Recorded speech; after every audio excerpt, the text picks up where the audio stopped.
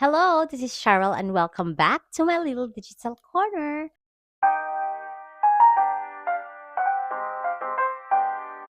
Hope you are well and in good health. And if you are based in the UK or in Europe, you enjoy the the heat as long as it lasts. And if you're anywhere in the world, hope you enjoy whatever season you have. So, this video is a continuation of my previous video, which is a book haul of the books that I've got from wherever I went. So, previously, I've had given you some books. No, I didn't give you some books. I've let you know the books that I've got from Hooray, which is a local bookstore here in Stockton on Tees High Street. And now I will be letting you know the books that I've got when I went to York twice. So once upon a Sunday, my family me and my family went to York, and it was a very spontaneous trip. So our time is limited, and with the kids, we prioritize going to places where the kids can enjoy, such as the railway museum and no, the train museum, with the railway museum, and also some other places, the shambles, and we get some food. But at the time, our time was limited, and we don't have really much allocation to go to a particular bookstore. So when at the train station, I went to the WHS, and there they have a shelf full of books, and they have a promo which is a buy one get one half price. I went there and I got these two books, The Stoner and I Who Have Never Known Men. Let's go first with this book. So, I Who Have Never Known Man. I have seen this in Waterstones for so many times. It's in the perennial section of books, which is like the did I just say perennial? Which is the books that you must read section. So it tells about the women, actually 39 women who live imprisoned in a cage deep underground. Watched over by guards, these women have no memory of how they got there, no notion of time, and only vague recollections of their lives before. As the burn of electric light merges day into night and numberless years pass, a young girl, the 40th prisoner, sits alone and outcast in the corner, but soon she will show herself to be the key to the others' escape and survival in the strange world that awaits them above. For a very long time, the days went by, each just like the day before. Then I began to think, and everything changed. So imagine for so many years, these women just live underground. Oh, I'm battery low. These women just live underground, and they're all women. So I'm not sure what's happened. Again, I Who Have Never Known Men by Jacqueline Harpman. Next is this one. When I found this title, I then immediately grabbed it because I have heard and read so many good things about this book. It's called Stoner by John Williams. It's not the kind of I think it's not the kind of stoner like a stoner that you can look at the streets at night, but this is like this is about William Stoner's life. He had entered the University of Missouri to study agriculture, but now he will never return to work on his father's farm. Instead, Stoner becomes a teacher. He marries the wrong woman. His life is quiet, and after his death, his colleagues remember him rarely. Yet, with truthfulness, compassion, and intense power, this novel uncovers a story of universal value, of the conflicts, defeats, and victories of the human race that pass unrecorded by history, and in doing so reclaims the significance of an individual life. According to The Guardian, this is the greatest novel you have never read.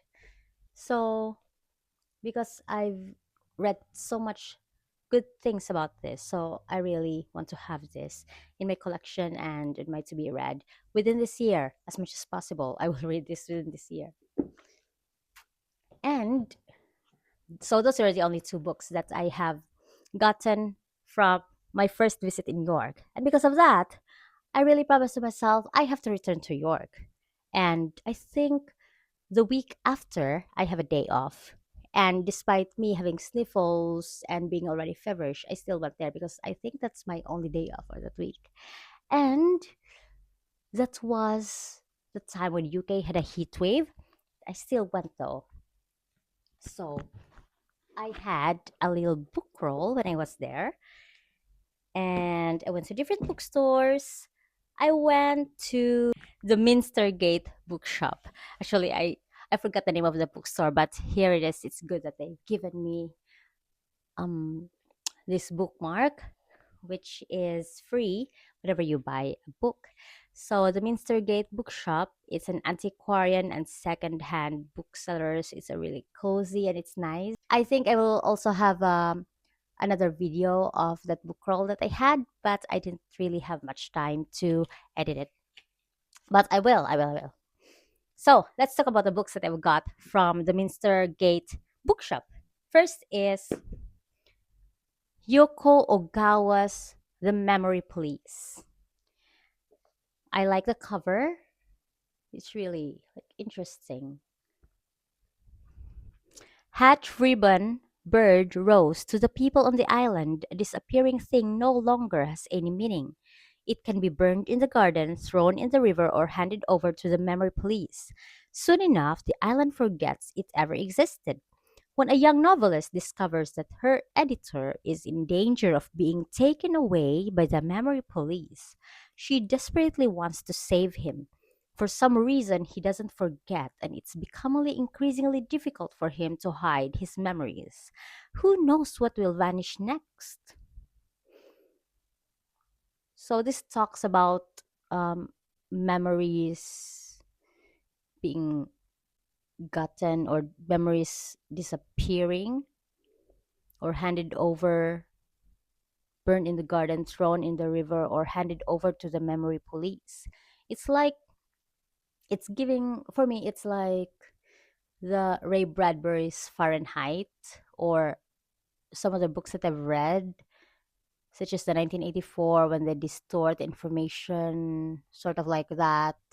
But this one talks about memories being given to the memory police. So it's like a sci-fi or something. That's my impression of this. So let's see what it lets me feel when I read this book. Next is of the same author. It is Yoko Ogawa's The Housekeeper and the Professor. Let's see here. He is a brilliant maths professor who lives with only 80 minutes of a short term memory. 80 minutes, that is like 1 hour and 20 minutes. She is a sensitive and astute young housekeeper who is entrusted to take care of him. Each morning, as the professor and the housekeeper are reintroduced to one another, a strange, beautiful relationship blossoms between them. The professor may not remember what he had had for breakfast, but his mind is still alive with elegant equations from the past. He devises clever math riddles based on her shoe size or her birthday, and the numbers reveal a sheltering and poetic world to both the housekeeper and her 10-year-old son. With each new equation, the three lost souls forge an affection more mysterious than imagined numbers and a bond that runs deeper than memory. It's beautiful, twisted, and brilliant. I I love this book. It's interesting. It's about Hyoko Ogawa. I haven't read any of Hyoko Ogawa's books, so I am looking forward to read these too. And the third one is just I just got this because it's just I'm so interested of the cover. Look at that. It's like a cereal.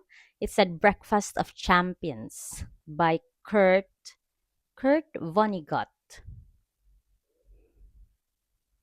I just grab it from the shelf, and because I just like the cover, when you just like the cover and you get it from the shelf, it's not so a complicated cover. It's just like, very interesting for me. So, huh. Let's see. In a frolic of cartoon and comic outbursts against rule and reason, a miraculous weaving of science fiction, memoir, parable, fairy tale, and farce, Kurt Vonnegut attacks the whole spectrum of American society, releasing some of his best loved literary creations on the scene. Vonnegut explains everything from an apple to the pyramids, weird, fast, and inventive. That's according to the Daily Telegraph. So, yeah, I'll be read I'll be reading this soon. Maybe not now, maybe not later, but soon. Sooner or later. And the last one that I've got is the only book that I bought from. Actually, it's a new bookstore in York, one of the recent bookstores that have opened in York, and that is the Topping and Company booksellers. I still have the receipt. I think I will keep this because, like a remembrance, that on the 26th of June, no, on the 23rd of June 2026 at 15:21, that's the time I bought this book. And that book is my very first Murakami. I don't have a Murakami yet, so going there in a new bookstore, which is one of the largest bookstores actually in York, it's like a whole building. So I got Murakami's Norwegian Wood. When he hears her favorite Beatles song, Toru Watanabe recalls his first love, Naoko, the girlfriend of his best friend Kizuki. He immediately he is transported back almost 20 years to his student days in Tokyo, to a time when an impetuous young woman called Midori marched into his life and he had to choose between the future and the past. So whenever I go to Waterstones, I usually find this Murakami Norwegian Wood, and where is it? And this book, I Who Have Never Known Man, like on the same table, like they're on the same section, that must read book. And there was a quote that, uh, too much books, so much books, so little time, and these books are among them. So I got these books. So again, thank you for listening, and I hope I will have the time, even though I still have so much behind me to read. I think so far I've only read like 30 books so far this year, and we're already on the middle of the year, almost past even the middle of the year. So I hope I will be able to read even one or two of these books by the end of the year. That's the goal, because I also want, there's so many interesting books right here that I will also want to read. So thank you. If you like this video, hope this will not be your last time to watch my videos. If you like this video, please like and subscribe. I'm just um, starting content creator. um, I just started the YouTube channel. I just started posting videos, and as much as possible I want to be consistent in posting videos. So again, thank you for listening and have a nice day.